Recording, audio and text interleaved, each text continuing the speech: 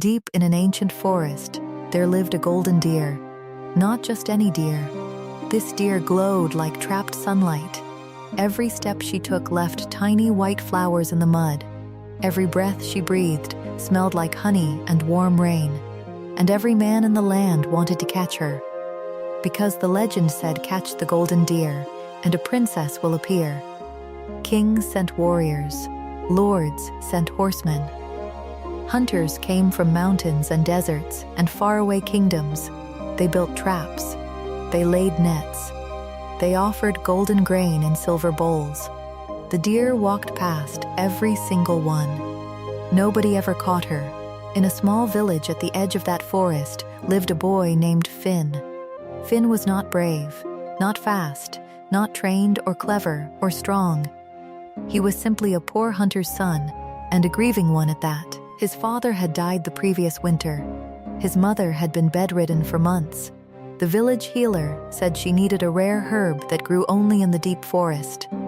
So one cold gray morning, Finn walked into the forest alone. He was not looking for the golden deer. He was looking for medicine.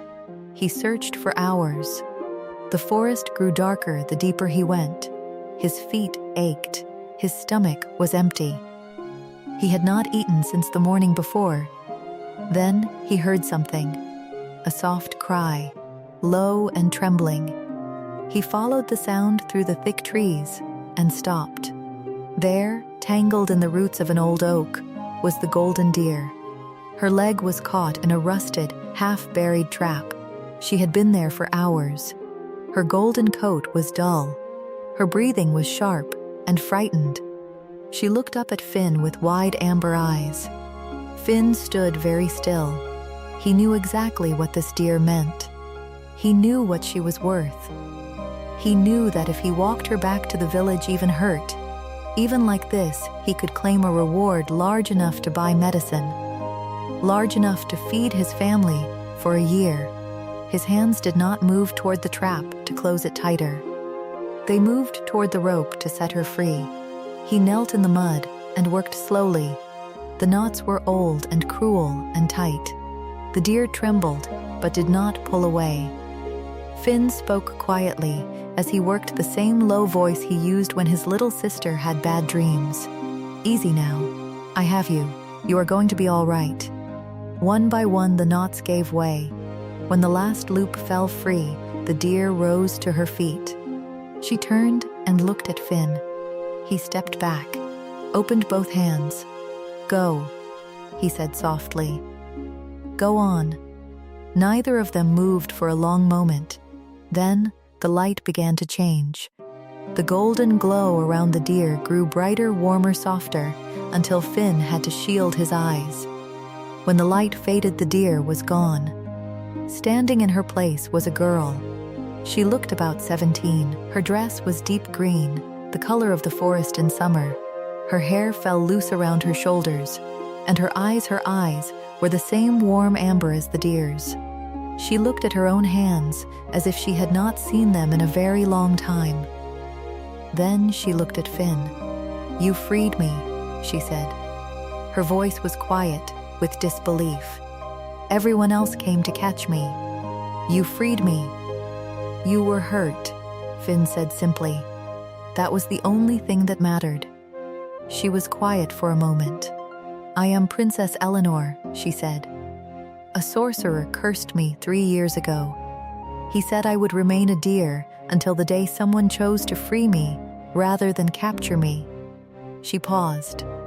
3 years, Finn. Hundreds of hunters. Not one of them made that choice.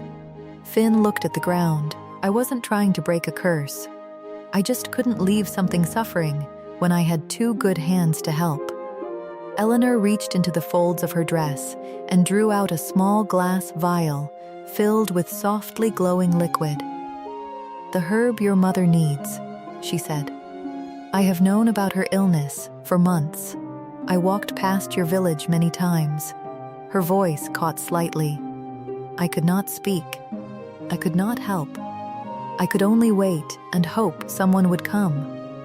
Finn stared at the vial. "How did you know about my mother?" "Because You talked to her, Eleanor said gently. Every morning before you entered the forest. You stood at her window and told her you would bring something back. I heard you every single day. Finn's throat tightened. He took the vial with careful hands. Will you come back to the village? He asked. Eleanor looked up through the canopy at the pale morning sky, the first sky she had seen clearly in 3 years. Yes, she said, and she smiled. The sorcerer's curse was broken that morning, not by a sword, not by magic, not by the strongest or the cleverest man in the land. It was broken by a poor boy with mud on his knees and nothing in his hands, but the simple belief that suffering things deserved to be freed. His mother recovered before the first snow fell, and the forest, for the first time in 3 years, was quiet and golden and still.